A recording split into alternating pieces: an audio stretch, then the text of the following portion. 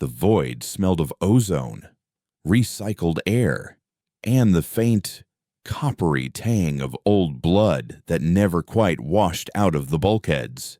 To Kalen, it was the smell of home. He clung to the magnetic grapple line, his boots hovering a few meters from the jagged hull of a derelict consortium freighter, the Stellar Dawn. Its corpse had been drifting in the Echo for a standard cycle, a fat prize stripped of its primary cargo by the initial recovery teams, but full of the secondary scrap that crews like his lived on copper wiring, intact server racks, maybe a functional atmospheric processor if they were lucky. Below him, the rust bucket. His ship, his only home, looked like a particularly ugly beetle clinging to a dead leaf. Its scarred, patchwork hull, a testament to a decade of hard living on the galaxy's fringe. Captain Ilara's voice, filtered through the comms in his helmet, was a familiar, gravelly calm. Kalen, status. The wardens are running patrols on the far side of the debris field. Don't get greedy. The wardens. The consortium's well-polished attack dogs, guardians of the corporate political machine that ran the galaxy. They enforced the trade laws, protected the hyperlane gates, and ensured that upstart species like humanity knew their place. They rarely bothered with the Echo, a graveyard of ships from forgotten wars and corporate failures, but their presence always curdled the air. Just admiring the view. Captain, Kalen transmitted back, his plasma cutter humming to life. Lots of lovely, unsalvaged conduits.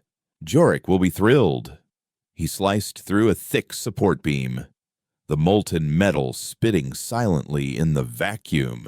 This was his life, a cosmic junk man, picking through the bones of giants for scraps.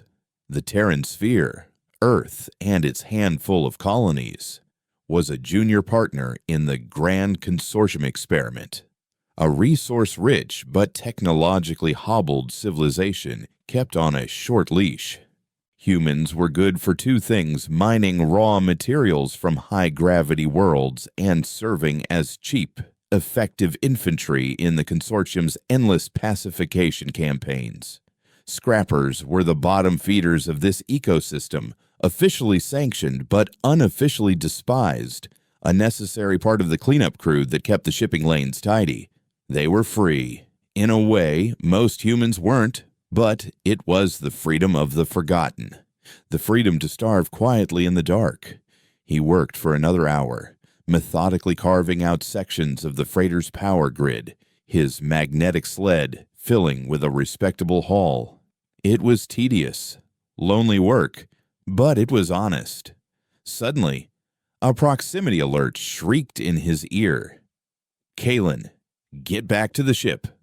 Now. Ilara's voice was sharp, stripped of its usual calm. He didn't question it. He kicked off the hull, his tether reeling him back toward the rust bucket's open airlock like a hooked fish. As he tumbled through space, he saw it. Past the shattered remains of the Stellar Dawn, nestled deep within the debris field where no long-range scan would ever have found it, was another ship. It wasn't Consortium. It wasn't any known design. It was a vessel of smooth, crystalline facets that seemed to drink the starlight, its angles geometrically impossible, its hull showing no signs of impact or damage, yet utterly dead. It was a ghost. What in the hell is that? Kalen breathed as his boots clamped onto the deck of the airlock. Ilara was already at the cockpit controls, her knuckles white. Yorish, the ship's engineer, a man whose face was a road map of grease stains and old plasma burns, was staring at the main view screen, his mouth agape. Never seen anything like it, Jorik mumbled, his voice a low rumble. No heat signature, no energy readings. According to the sensors, it's just a rock. But my eyes tell me different. Ilara turned from the controls, her gaze intense. The wardens are on the move. They're sweeping the field. If they find that thing. She didn't need to finish. The consortium's primary law, the one that superseded all others, was the Technological Purity Act. Any non-sanctioned, non-human technology was to be reported and surrendered immediately. The penalty for non-compliance was disintegration. It's a payday. Ilara, Jorik said, his eyes gleaming with a mad curiosity. The kind we've only dreamed of. A ship like that, the tech inside. We could retire. Hell, we could buy a moon. Kalen felt a knot of dread and excitement tighten in his gut.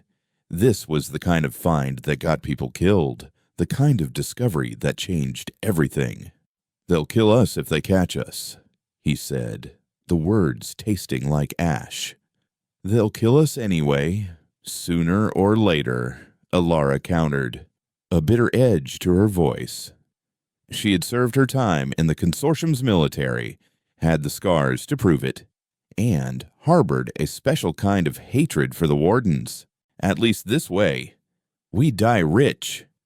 She made the decision with a sharp nod. Jorik, get a bypass link ready. Kalen, you're with me. We board it, grab what we can, and we're out in 20 minutes. The short flight over was the most tense journey of Kalen's life. The crystalline ship loomed larger, its silent, alien beauty, a stark contrast to the utilitarian ugliness of the consortium wrecks around them. The Rust Bucket's magnetic clamps found no purchase on its smooth hull. They had to latch onto a protruding spar that looked more grown than manufactured. Boarding was Jorik's masterpiece. There were no visible airlocks, but the old engineer found a resonance frequency that caused a section of the hull to iris open, revealing a darkened corridor. The air inside was thin but breathable, smelling of dust and an alien scent like petrichor and static. Kalen and Ilara moved through the ship with weapons raised, their helmet lamps cutting sharp beams through the oppressive dark. The interior architecture was as bizarre as the exterior. Corridors spiraled in ways that defied gravity. And strange. Luminescent fungi pulsed with a soft, blue light on the walls. There were no bodies, no signs of a struggle, just an overwhelming sense of abandonment.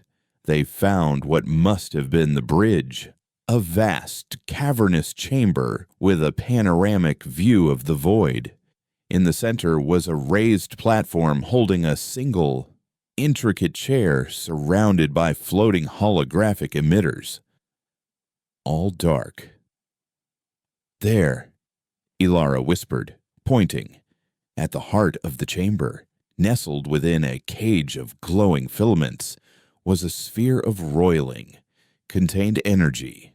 It pulsed with a soft, internal light, shifting through a spectrum of colors that felt wrong to the human eye. That's the drive core, Kalen breathed. Has to be.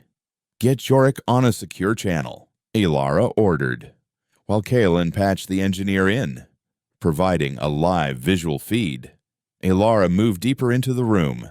She found a small console near the central chair, its surface covered in symbols that shifted and reformed as her fingers neared it.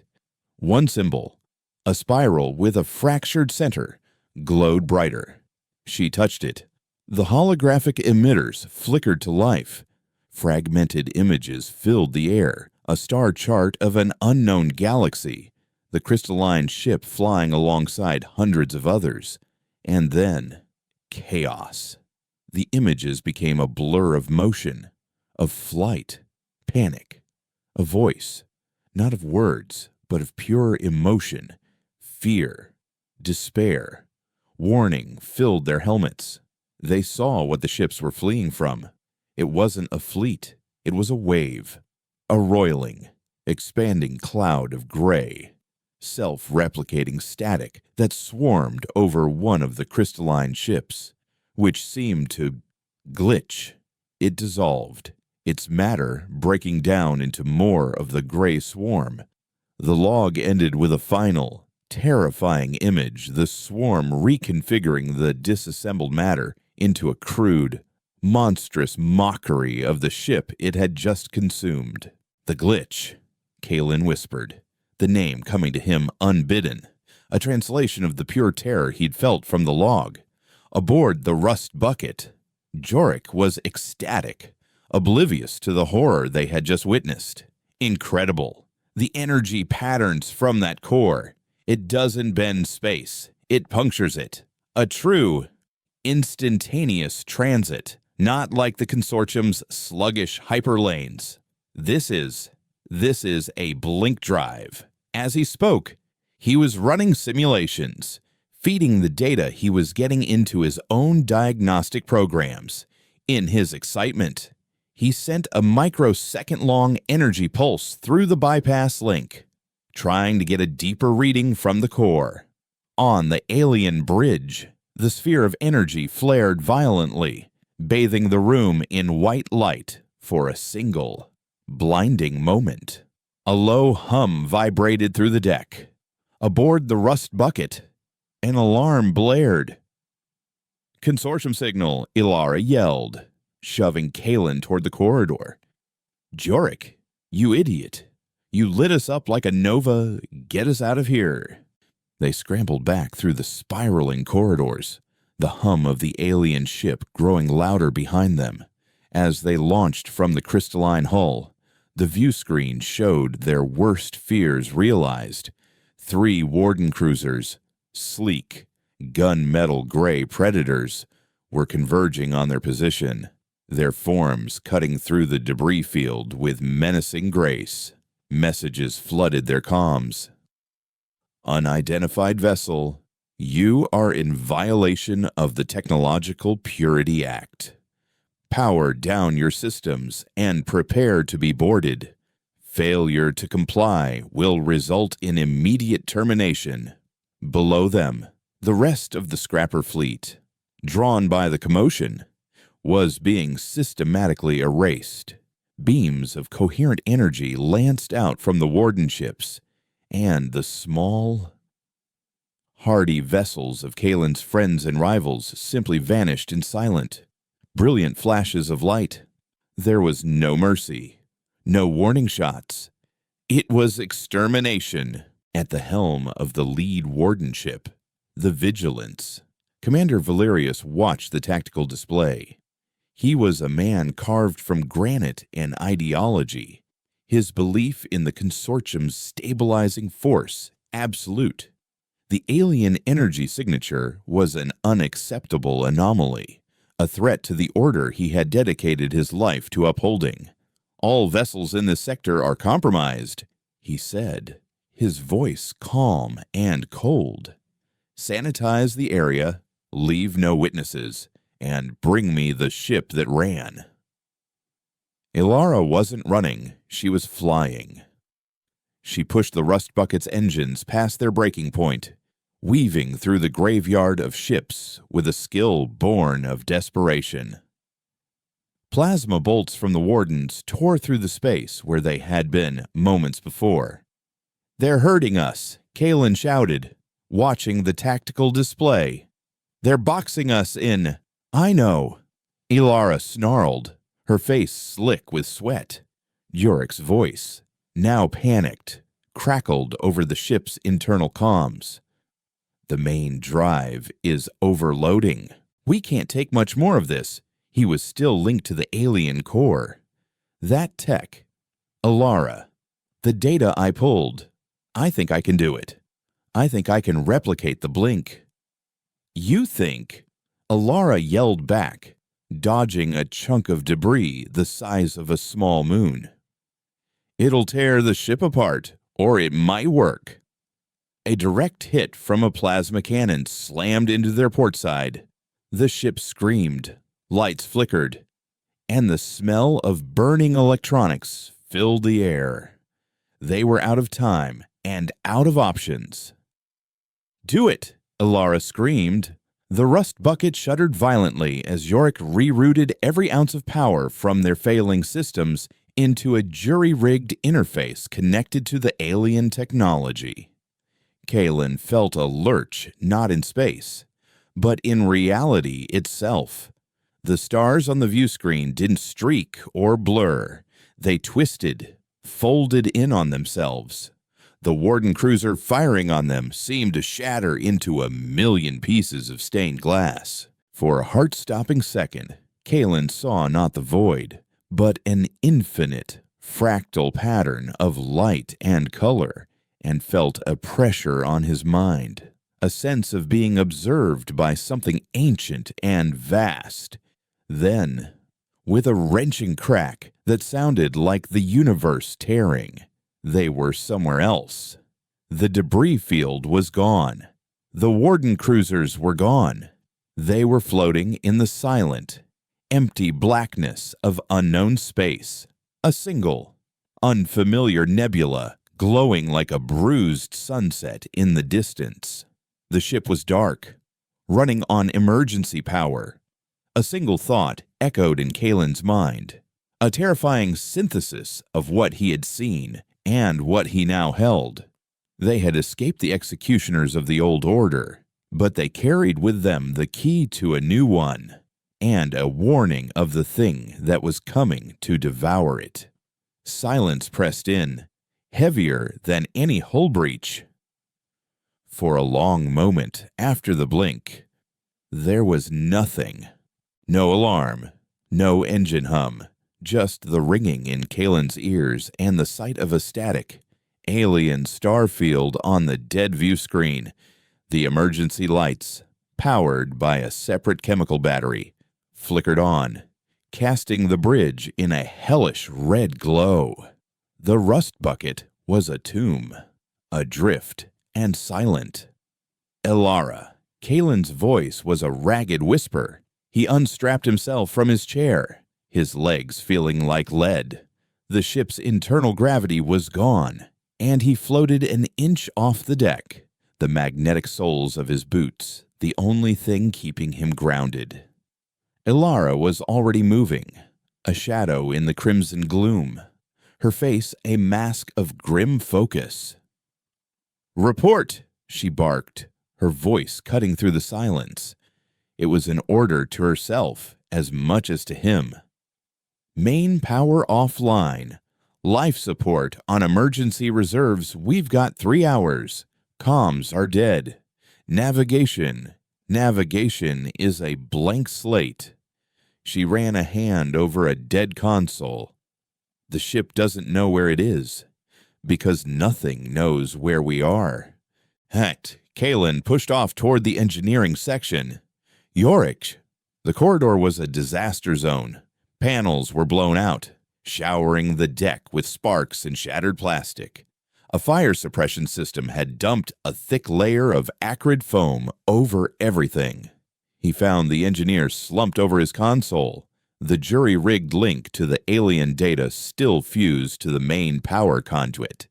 Jorick's synth leather jacket was smoking, and the smell of burnt hair and flesh hung thick in the air. Kalen pulled him away from the console, rolling him onto his back. He was alive, but barely. His face was pale and slick with sweat, his eyes wide and unfocused, staring at something Kalen couldn't see. "The patterns," Jorick rasped, his hand twitching, trying to grab something that wasn't there. "Saw the code, the shape of space. It's all wrong." He coughed, a racking, painful sound. It tore a hole. Kalen tore a hole, and something looked back. His eyes rolled back in his head, and he was gone, lost to unconsciousness. Elara appeared at the doorway, a medkit in hand. She took one look at Yorick, and her expression tightened. "Get him to the med bay. Stabilize him. I'll see if I can restart the fusion core, if the containment field is compromised." She let the sentence hang. A core breach this far from anywhere was a slow, agonizing death by radiation. The next 2 hours were a blur of desperate yet focused work. Kalen, using the medbay's limited autodock, managed to treat Yorick's burns and get him on a nutrient drip. The engineer's ravings about patterns and something looking back echoed in his head, a chilling counterpoint to the ship's groaning protests. Meanwhile, Alara, with a combination of brute force and a lifetime of hard-won knowledge, managed to bypass the fried regulators and coax the rust bucket's heart back to life. Power returned with a shudder, the main lights flickering on to reveal the full extent of the damage. The ship was crippled, the hyperdrive was slag, the primary weapon systems were fused, and the hull integrity was a patchwork of emergency sealant and prayer. But they were alive, and they had power. Alara met him on the bridge, her face smudged with grease. The blink drive, or whatever Yorick called it, is gone. The interface he built is a molten lump. The data is all we have left. She pointed to a single, isolated data slate on the captain's chair, the only piece of equipment Yorick had managed to shield before the feedback loop hit him. And we have this. She brought up the nav chart. It was still mostly blank, but a new scan was slowly populating. They were in a dead system, orbiting a white dwarf star whose light was thin and hungry. Around them were the shattered husks of a dozen planets, their crusts cracked open, their cores cold and dark. It was a planetary graveyard, a place where some ancient, unimaginable catastrophe had occurred. "No consortium charts for this sector," Kalen said, his throat dry. "We're off the map." "Good," Alara said, the single word sharp as a blade. The farther off their map, the better. But they both knew she was wrong. The consortium wouldn't just give up. Back in the Echo, Commander Valerius stood on the bridge of the Vigilance. The debris field was sterilized, every scrapper ship accounted for and atomized, but one was missing. "Report," he commanded, his eyes fixed on the spot where the rust bucket had vanished. A sensor technician, a young, nervous woman, hesitated before speaking. "Commander, there's a residual energy signature, a spatiotemporal distortion. It's not a hyperlane entry point. It's a scar. Something punched a hole in the local fabric of reality and then sealed it." Valerius's jaw tightened. This was worse than simple theft. This was heresy. The Technological Purity Act wasn't just about maintaining a monopoly, it was about preventing this exact kind of chaos. Uncontrolled, non-human tech was a plague, a contaminant that could unravel the delicate order the consortium had spent centuries building. "They have it," he said, more to himself than his crew. "The alien drive," he turned to his communications officer. "Broadcast a sector-wide quarantine order, codename Chimera. Any vessel matching the rust bucket's profile is to be destroyed on site. No communication, no exceptions. Alert the Black Watch. I want every intelligence asset we have hunting them. Check their known associates, their supply caches, their family members back on Terra. I want to know where they've been, where they were going, and who they've ever spoken to." He paused, his gaze sweeping over his bridge crew. "This is no longer a pursuit. This is an exorcism. We will cleanse this taint from the galaxy, whatever the cost." On the rust bucket, their isolation was becoming a death sentence. Their supplies were limited, and the ship was too damaged to attempt a long journey, even if they knew which way to go. Their only hope lay in the alien data slate, With Yorick incapacitated, the task fell to Kalen. He plugged the slate into a secondary terminal, isolating it from the main ship's systems. The moment it activated, the screen filled with the same shifting, organic symbols they had seen on the alien bridge. It was less a user interface and more a living language. As he focused on it, trying to find some recognizable pattern, he felt a strange pressure in his mind, a faint echo of the sensation from the blink. The symbols seemed to resonate with something inside him, and for a fleeting moment, he understood. He saw a map, not of stars, but of the currents and eddies in the fabric of space-time itself.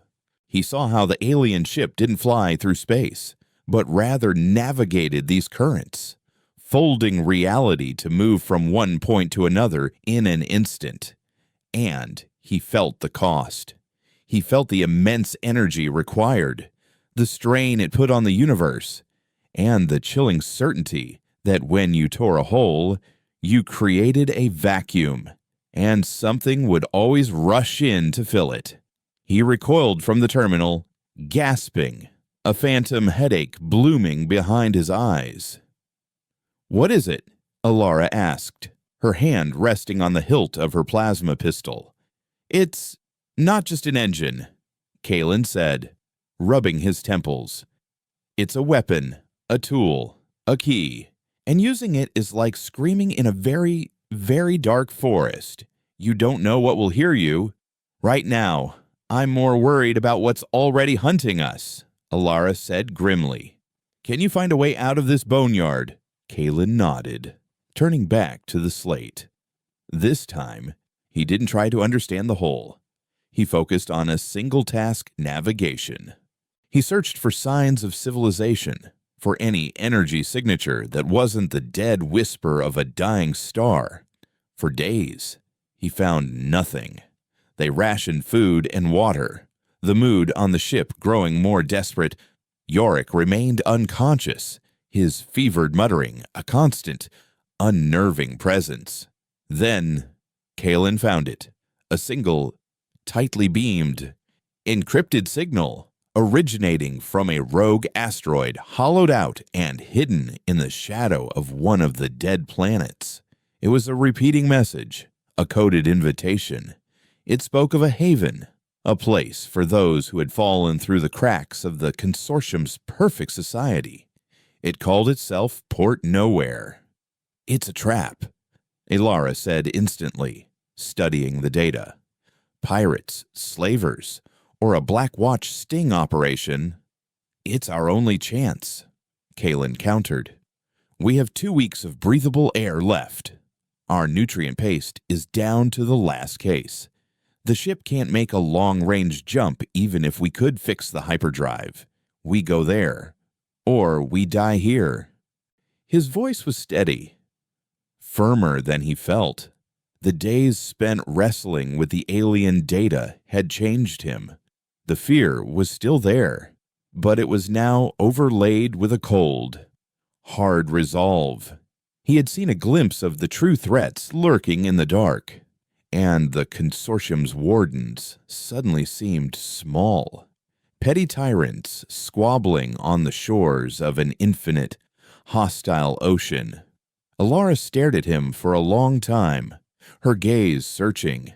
She saw not the boyish scrapper she'd hired years ago, but a man who had looked into an abyss and hadn't blinked.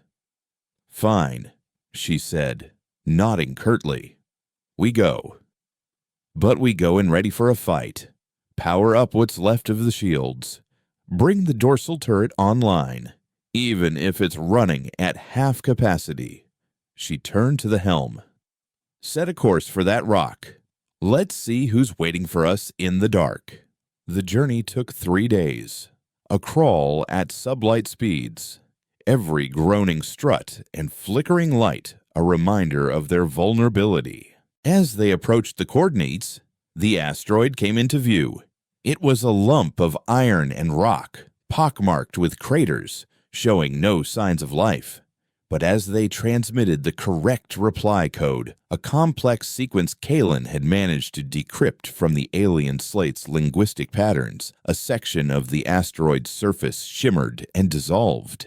It was a holographic projection, hiding a massive, carved-out hangar bay, its lights spilling into the void like a welcoming beacon.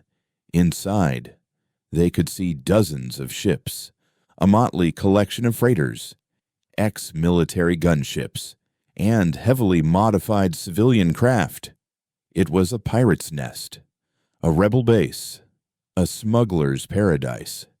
It was Port Nowhere. As the rust bucket limped through the energy shield that kept the station's atmosphere contained, a voice crackled over their comms. The first outside voice they had heard since the echo. It was rough, laced with static and a weary amusement. Rust Bucket, you are cleared for docking at Bay 7. Welcome to the end of the line. Try not to cause any trouble. We've got enough of our own. Kalen looked at Alara. They had found a harbor, but they were a ship with a unique, priceless, and utterly damned cargo. They had traded the certainty of a quick death for the possibility of 1,000 slower, more treacherous ones. Their escape was over. The fight for survival had just begun. The air in Port Nowhere tasted of scorched metal, unidentifiable alien spices, and the sweat of 1,000 desperate souls. It was a chaotic, vertical city carved into the heart of the asteroid. A maze of glowing catwalks, bustling marketplaces, and dimly lit cantinas, all stacked on top of each other in a gravity-defying marvel of rogue engineering. As Kalen and Alara stepped off the Rust Bucket's ramp, they were met by a port official, a hulking, four-armed Cygnian whose chitinous exoskeleton was covered in faded tattoos. He gestured with one of his lower arms at their battered ship. Rough trip, he rumbled, his voice like rocks grinding together. You could say that, Alara replied, her hand never straying far from her sidearm. We're here for repairs, resupply, and to keep a low profile. The Cygnian let out a series of clicks that Kalen guessed was a laugh. Repairs and resupply, we got. Low profile on Port Nowhere. That's the most expensive commodity there is. He handed them a data chip, docking fees, station rules, and a list of reputable and not-so-reputable vendors. Your ship's transponder has been flagged as problematic. It'll cost you extra to get it scrubbed. Welcome to the free market. As the official lumbered away, Kalen scanned the hangar. It was a menagerie of the galaxy's dispossessed. He saw ex-consortium soldiers with haunted eyes, alien merchants hawking wares of dubious origin, and information brokers whispering in shadowed corners. Every person here was running from something: a debt, a death sentence, a past they couldn't outrun. They were exactly where they needed to be. And it was the most dangerous place in the universe for them. Their first priority was Jorich. They transferred him to a back-alley clinic run by a disgraced medtech named Zanza, a wiry human with cybernetic eyes that whirred softly as they scanned the unconscious engineer. Cerebral overload, Zanza diagnosed, his voice a dispassionate hum. He interfaced with something his organic brain wasn't meant to handle. Fried half his neural pathways. I can keep him stable, maybe even wake him up, but it'll take time. And a lot of credits. The components I need aren't exactly standard issue. Alara transferred a significant portion of their remaining funds to Zanza's account without a word. The price was extortion, but they had no other choice. While Alara began the painstaking process of sourcing parts for the Rust Bucket on the black market, Navigating a treacherous world of cutthroat dealers and double crosses, Kalen's job was information. He needed to understand the data on the alien slate, and he needed to know what the consortium was doing. He found his way to the Whispering Market, a section of the station where data was the only currency. Here, in booths shrouded by flickering privacy screens, rogue AIs, slicers, and info dealers sold secrets.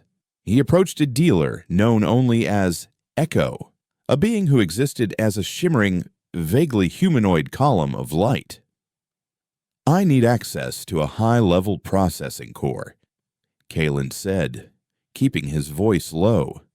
"Something off-grid, capable of handling non-standard, organic-based code." Echo's light pulsed. "A dangerous request. The price will be steep." "I also need information," Kalen continued, ignoring the implicit threat. "A consortium quarantine order. Code name Chimera." The column of light went still for a moment. "That name is poison. The price for such information is not paid in credits. It is paid in kind." "A secret for a secret." Kalen hesitated. The only secret he had was the one that could get them all killed, but he was out of options. He uploaded a single, heavily encrypted packet of data, the energy signature of the Blink drive, stripped of all functional details, but still recognizably alien. Echo's light flared, and for a second, Kalen thought the entity was going to sound an alarm. Instead, a data slate slid out of a slot in the console. "The processing core is in sub-level Gamma. Workshop 9. It is yours for one cycle. Consider your debt paid." On the slate was the full text of the Chimera Directive. It was worse than he'd imagined. The order wasn't just a hunt, it was a ghost protocols. The Rust Bucket officially no longer existed. Any station that harbored them would be subject to immediate military sanction. The Black Watch, the consortium's ruthless intelligence agency, was offering a life-changing bounty for any information on their whereabouts. Valerius hadn't just put a target on their backs, he had declared them a contagion to be purged from the galaxy. Kalen made his way to the sublevels, the station's grimy, industrial underbelly. Workshop 9 was a cramped, forgotten room filled with humming server racks and a single, powerful quantum processing core. He locked the door, took a deep breath, and plugged in the alien slate. This time, he didn't try to resist the mental pressure. He opened his mind to the flow of information, letting the alien language wash over him. He wasn't just reading it, he was experiencing it.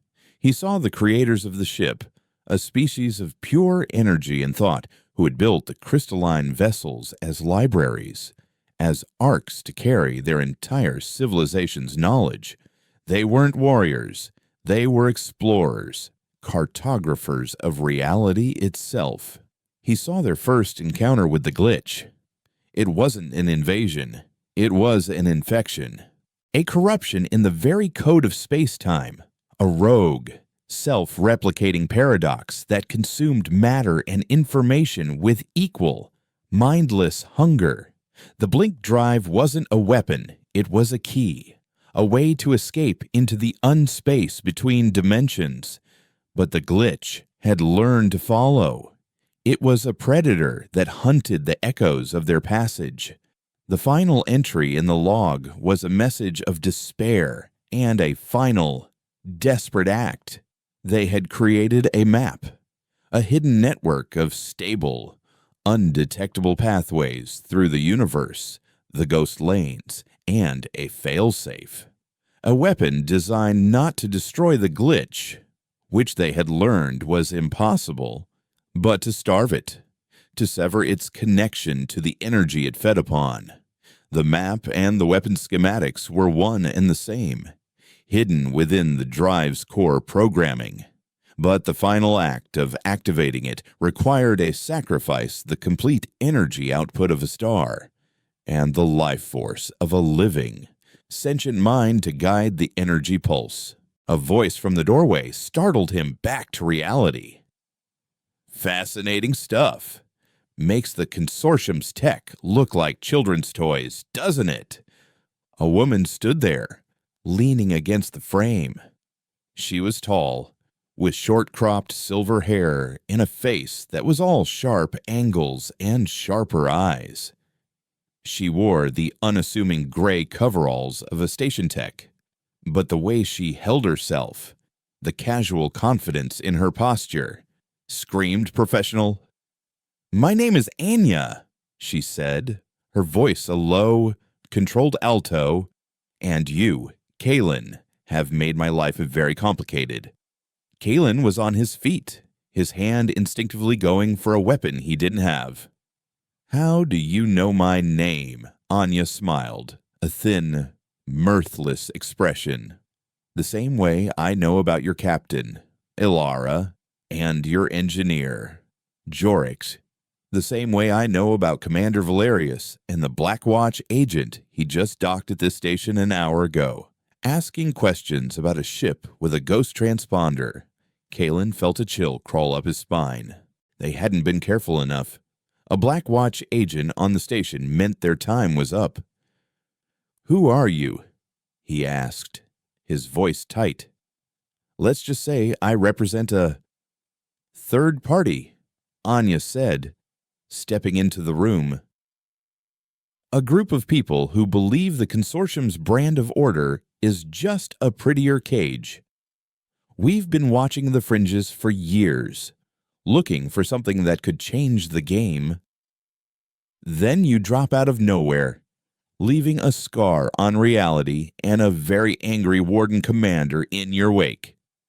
You, my friend, are a game changer." She nodded toward the alien slate. "That technology you have, it's not just a way to run. It's a way to fight back. But you can't do it alone. You're amateurs with a fusion bomb, and you're about to blow yourselves up." Alarms blared throughout the station. A jarring, synthesized shriek. A station-wide voice, cold and authoritarian, echoed from the overhead speakers. "Attention residents. A consortium Black Watch agent has invoked the Chimera Protocol. This station is now under quarantine. All traffic is suspended. Cooperate with the investigation, and Port Nowhere will be spared. Harbor the fugitives, and this entire asteroid will be rendered to dust." Outside the workshop, Kalen could hear the sounds of panic, of shouting, and the heavy, rhythmic stomp of armored boots. The Black Watch wasn't just one agent. They had brought a small army. Anya didn't even flinch. "They're here for you.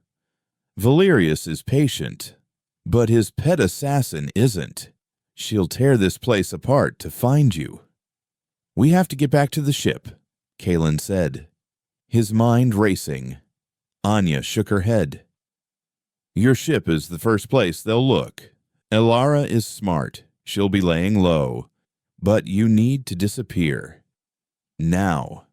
She pulled a small, metallic disc from her pocket and tossed it to him.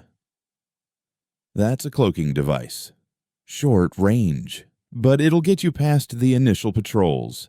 Get to the old mining tunnels on the lowest level. Sector Zeta. Stay dark. Stay quiet. I'll find your captain, if we're going to get out of this. We need to get out of it together." "Why are you helping us?"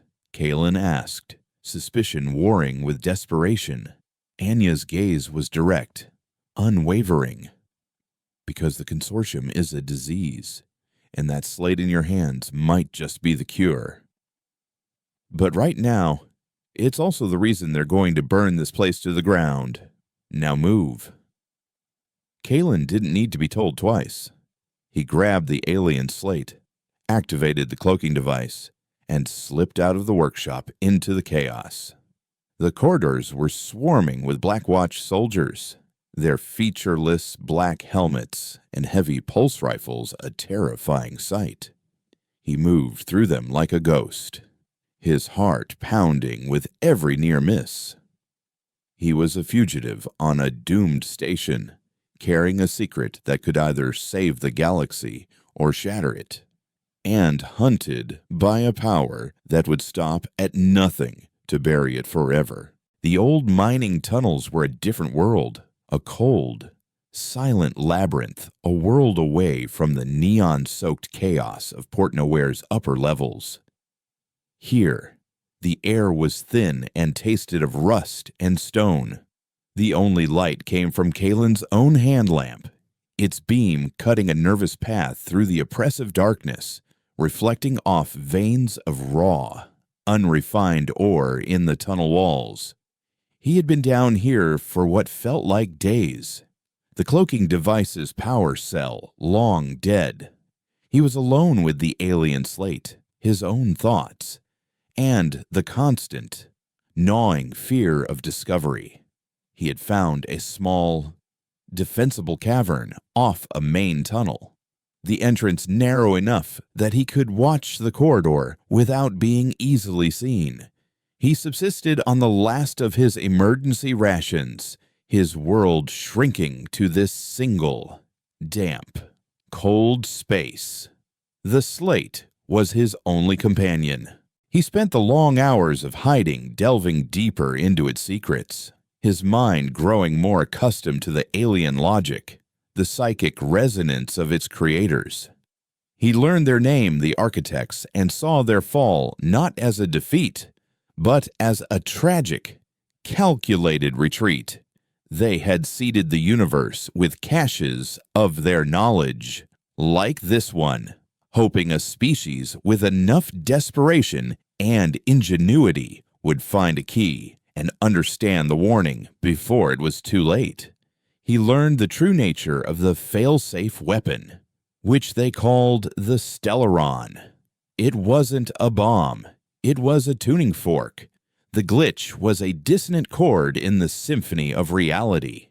The Stellaron, when activated by a star's energy and a focused consciousness, would broadcast a resonant frequency across the galaxy, reinforcing the correct laws of physics, effectively starving the glitch by making reality itself indigestible to it. It was an act of cosmic healing, but the scale of it was terrifying. The power required almost incomprehensible. Above him, in the station, a brutal war was being waged. He could feel the distant non-percussive tremors of explosions vibrating through the rock. The Black Watch was being methodical, sweeping the station level by level, their methods growing more brutal with every passing hour. He had no way of knowing if Alara, Anya, or Jorik were even still alive. His solitude was broken by the crunch of a boot on loose gravel in the tunnel outside. Kalen extinguished his light, pressing himself flat against the rock wall, his heart hammering against his ribs. He drew his plasma pistol, the weapon feeling like a child's toy against the unknown threat. A single figure, clad in the sleek, black armor of a Black Watch operative, moved cautiously down the tunnel, their helmets' optical sensors sweeping the darkness in methodical red arcs. The agent was clearly a hunter, their movements economical and precise. They paused just outside Kalen's hiding spot, their head tilting as if listening to something he couldn't hear. This was it. He was found. As he braced himself for a final, desperate fight, a second figure dropped from a ventilation shaft in the ceiling behind the agent, silent as a falling shadow. It was Anya. She moved with a fluid, deadly grace. Before the agent could react, she drove a vibro knife into the seam between their helmet and chestplate, severing the spinal column. The agent dropped without a sound. Anya dragged the body into the cavern, pulling off the helmet to reveal the face of a grim, hard-eyed woman. "They're getting close," Anya said, her voice a low whisper, showing no emotion at the kill. "They've locked down every ship, every docking bay. Getting off this rock just got a lot harder." "Ilara," Kalen asked, his voice hoarse. "Alive. And she's a handful," Anya replied with a hint of a wry smile.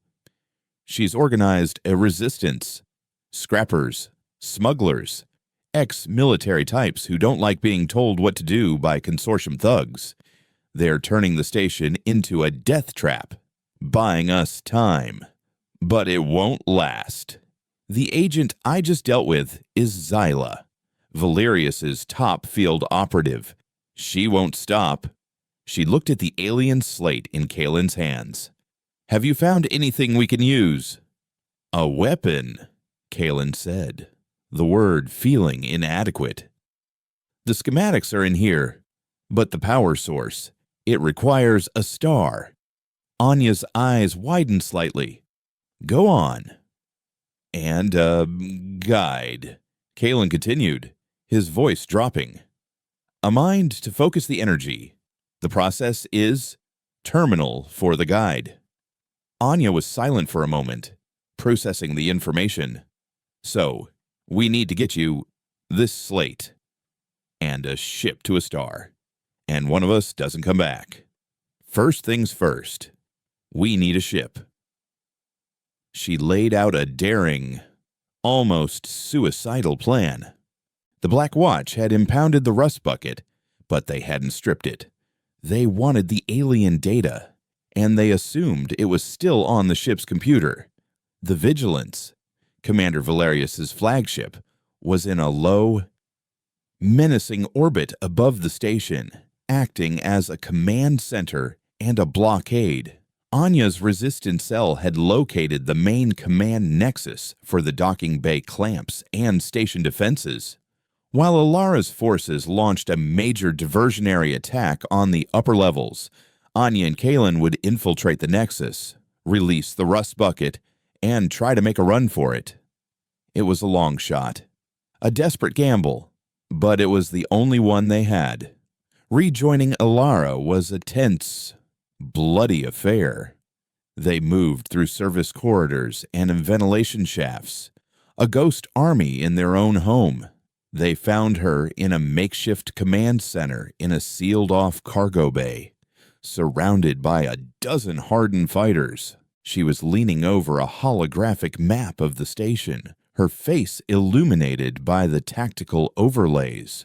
When she saw Kalen, a flicker of relief crossed her features, quickly replaced by her usual iron composure. "About time you showed up," she said, her voice gravel. "Your girlfriend here has been telling me all about her plan to get us all killed.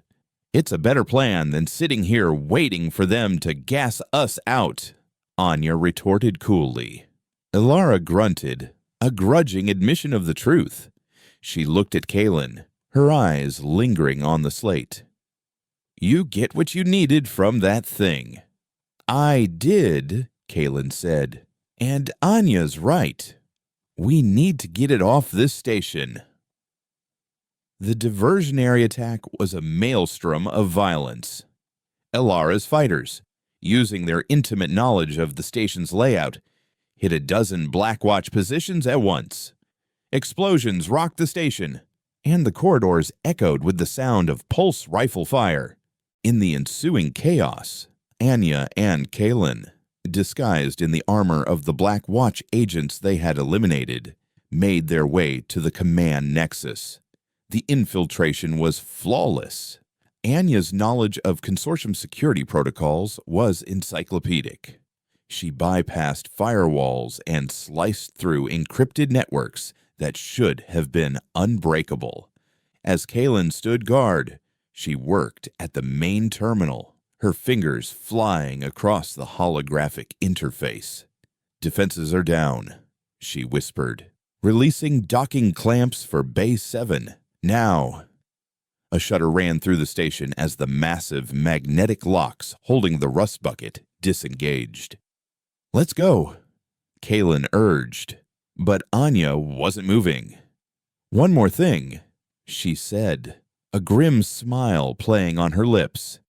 She typed one final command, overloading the station's primary fusion reactor, setting it on a 5-minute timer. "You're destroying the station," Kalen asked, horrified. "You're destroying Port Nowhere." "Port Nowhere was already dead," Anya said, her voice hard. "The moment the consortium arrived, this place was finished. This way. At least, it dies on our terms, and it gives Valerius a choice: chase us, or try to evacuate the thousands of civilians on this rock. He's a monster, but he's not stupid. He'll have to break off the pursuit." They raced back to the hangar bay, the station's evacuation alarms now adding to the cacophony. On the way, they ran into a Black Watch patrol led by Zyla herself. The fight was brutal and close quarters. Zyla moved with a terrifying speed, her plasma blades a blur of lethal energy. She cut down 2 of Alara's fighters before Kalen and Anya could engage her. Kalen, using his newfound, almost precognitive understanding of space and movement gleaned from the architect's data, managed to anticipate her lunges, buying Anya the second she needed. Anya didn't try to match Zyla's skill. She fought dirty, using the environment, throwing a charged power cell that exploded, staggering the Black Watch agent. "Get to the ship," she yelled at Kalen. He hesitated, unwilling to leave her. "That's an order. Kalen, go."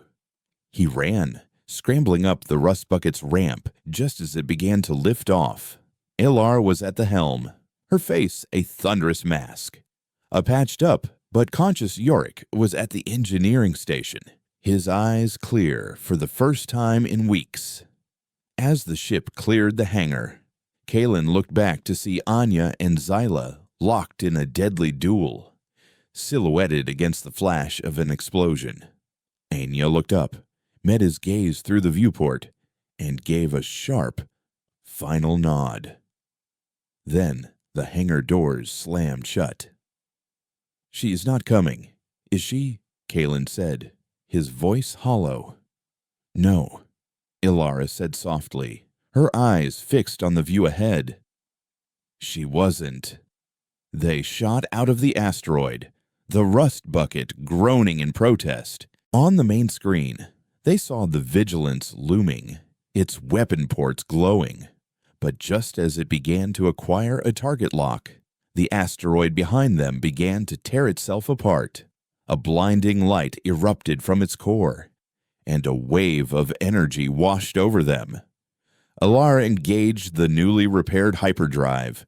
The stars elongated, and the doomed station of Port Nowhere vanished behind them. They were free, but they had paid a terrible price. They were a crew of 3 on a battered ship, carrying the galaxy's last desperate hope, and now they were truly, utterly alone. The silence in the cockpit of the rust bucket was a shroud woven from grief and the endless, indifferent hum of the recycler. Anya was a ghost in the empty co-pilot's chair, a void that pulled at the edges of their hard-won freedom. Port Nowhere was a memory, a pyre that had burned away their last connection to the life they knew. They were adrift in every sense of the word, a crew of 3 bound by a terrible purpose. Ilara kept her eyes on the star charts, her knuckles white on the helm, her grief a cold, hard knot in her gut she refused to acknowledge. Jorik, sobered and haunted by the patterns he'd seen in the chaos of the blink, worked with a grim, quiet efficiency, his usual manic energy replaced by the focused precision of a man who had seen the abyss and now had to build a ladder out of it. It was Kalen who finally broke the silence, his voice raw. "There's a place," he said, the alien slate cradled in his lap, its surface glowing with a soft, internal light.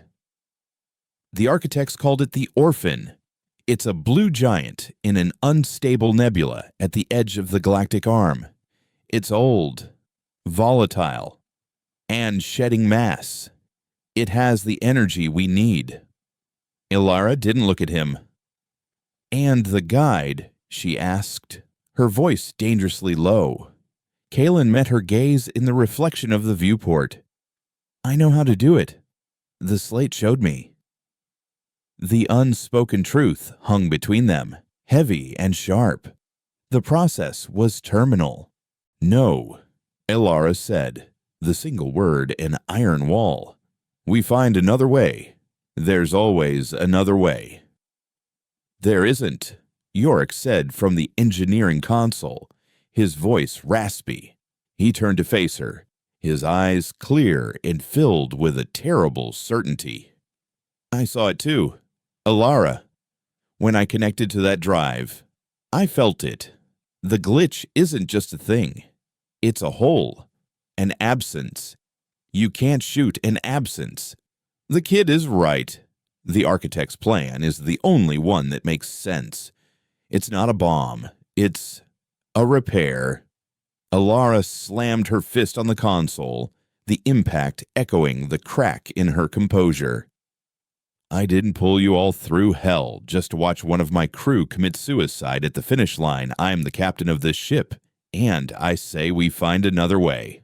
Kalen stood up and walked over to her, placing a hand gently on her shoulder.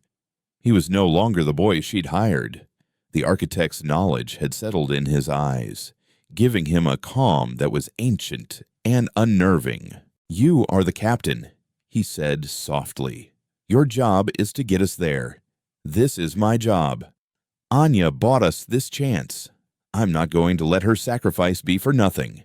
Ilara finally looked at him, her hard gaze searching his, and what she saw there broke her.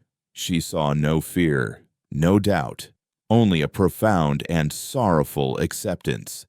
She slumped back in her chair, the fight draining out of her, leaving only the weary resolve of a commander who knows the cost of victory. She nodded once, a sharp, painful gesture, and set a course for the Serpent's Coil Nebula. Meanwhile, aboard the heavily damaged Vigilance, Commander Valerius watched the last transmission from Port Nowhere, a frozen image of the asteroid tearing itself apart. His intelligence officer, Zyla, was dead. His quarantine had failed. The fugitives had escaped. But in the station's final data burst, he had found what he was looking for, a corrupted fragment of the alien energy signature, and within it, a vector, a faint directional echo left by the FTL jump. It wasn't a coordinate, but it was a clue. He brought up a star chart, his mind a cold engine of logic and deduction. They carry a weapon of unimaginable power. He reasoned aloud to his grim-faced bridge crew. They believe it's a solution.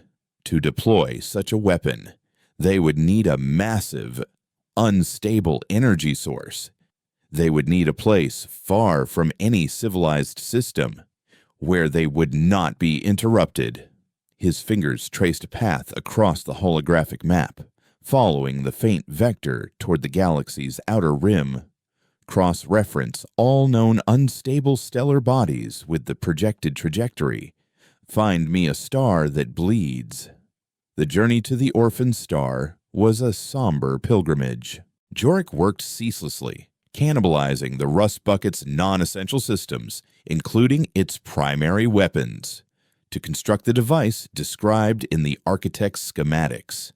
It was a complex array of conduits and focusing lenses designed to be deployed outside the ship, a massive tuning fork that would channel the star's energy. Ilara flew with a focused fury, pushing the battered ship through treacherous gravitational tides and asteroid fields, her silence a heavier burden than any spoken grief. Kalen spent his time with the slate, preparing his mind, detaching himself from the boy he had been. He was becoming a conduit, a vessel for a purpose far older than his own species. He left Ilara a gift, the full map of the Ghost Lanes, the secret pathways of the Architects, a hidden galaxy of safe passage now downloaded into the Rust Bucket's navigation computer. It was his legacy, a way for them to survive in the world he was about to save. They arrived in the Serpent's Coil to a scene of cosmic violence. The orphan star was a churning, incandescent ball of fury, lashing out with colossal solar flares that illuminated the swirling, jewel-toned gases of the nebula. It was beautiful and terrifying, a dying god in its death throes. "This is it," Yorick announced, his voice tight with awe and fear. Deploying the resonator, the long, crystalline arms of the Stellaron unfolded from the ship's cargo bay, aligning themselves with the raging star. As Yorick began the delicate process of tuning the device, an alarm shrieked through the bridge. "Company," Ilara said, her voice flat. On the view screen, a single ship emerged from the swirling mists of the nebula, sleek and predatory. The Vigilance. Valerius had found them. "Rust Bucket." Valerius's voice boomed over their comms, cold and devoid of triumph. "Your heresy ends here. Surrender the alien artifact, and I will grant you a swift end." "Go to hell, Valerius." Ilara snarled back, her hands dancing across the helm. She threw the Rust Bucket into a desperate evasive maneuver as the Vigilance's plasma cannons opened fire. The battle was a frantic, mismatched dance. The heavily armed Warden cruiser was a wolf, and they were a wounded rabbit. But Ilara was the best pilot in the sector, and she used the volatile environment to her advantage, ducking behind stellar prominences and weaving through streams of stellar ejecta. "I need more time," Yorick yelled, as an explosion rocked the ship. The final alignment is critical, as the two ships skirmished in the fiery glow of the dying star. Kalen walked to the engineering console and placed his hand on the final interface. "It's time," he said. "The energy surge from the activation will attract it. The glitch will come." He looked at Ilara, a sad, knowing smile on his face. "Get ready to run." He closed his eyes and sent the activation code. A beam of pure, coherent energy shot from the Stellaron, piercing the star's chromosphere. The orphan roared, its surface erupting in a wave of incandescent power that flowed back into the resonator array. The energy surge was a scream across the dimensions, and as Kalen had predicted, something answered. A spot in the nebula, darker than the void, appeared. It wasn't a ship. It was a wound in space, a patch of reality that was simply wrong. From it, a tide of seething, gray static began to pour. The glitch, a formless, hungry swarm drawn to the immense power of the Stellaron. On the bridge of the Vigilance, every sensor alarm blared at once. "Commander, what is that?" His sensor tech screamed, his voice cracking with terror. Valerius stared at the impossible sight, at the wave of non-reality that was beginning to consume a nearby moon, disassembling it into more of its own gray hunger. In that moment, everything he believed in the Consortium, the Purity Act, his rigid definition of order shattered. He was staring at true chaos, an enemy that his laws and his weapons could never hope to defeat. He saw the battered Rust Bucket, no longer a ship of heretics, but a tiny spark of defiance holding back an infinite night. He understood. All power to forward shields. he commanded, his voice ringing with a newfound, terrible clarity. Position us between the rust bucket and that anomaly. Fire all weapons. Buy them time. The Vigilance lunged forward, a sudden, unexpected guardian, its plasma cannons firing uselessly into the advancing swarm, but its massive shield absorbing the brunt of the initial wave, sacrificing itself on the rust bucket. Alara watched in stunned disbelief. "Jorik, now!" she yelled. "He's ready," the engineer replied, his voice thick with tears. Kalen's body was enveloped in a column of pure light, his consciousness expanding, merging with the heart of the star.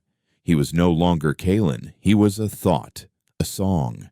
He felt the dissonance of the glitch, the wrongness of its existence, and he focused all his being, all his life, all his hope into a single, perfect note of resonant harmony. The Stellaron pulsed once, releasing not a wave of force, but a wave of pure information, of order. The light expanded outward, silent and absolute. It didn't destroy the glitch, it simply corrected it. The gray static froze, lost its cohesion, and dissolved back into the fundamental, stable particles of the universe. The tear in reality healed, leaving behind nothing but the pristine. Silent stars. The orphan star, its energy spent, collapsed in on itself, shrinking from a raging blue giant to a quiet, stable white dwarf in the space of a heartbeat. Kalen was gone. In the silence that followed, two ships floated in the quiet nebula. One was a crippled but living scrapper ship, its crew of two staring at the new, gentle star where their friend had died. The other was a scarred warden cruiser, its commander looking out at a galaxy he no longer understood. They did not speak. There was nothing left to say. They simply turned their ships and went their separate ways. Two vessels leaving the graveyard of a god, carrying the secret of a war no one would ever know had been won. Alara and Yorick never went back. They followed the ghost lanes Kalen had left them, becoming myths themselves. The phantom ship that moved unseen through the secret veins of the galaxy. They were no longer running. They were exploring, watching, and remembering. They were the keepers of the quiet, the guardians of a peace bought with a life, a last, lonely vigil in the endless, silent dark.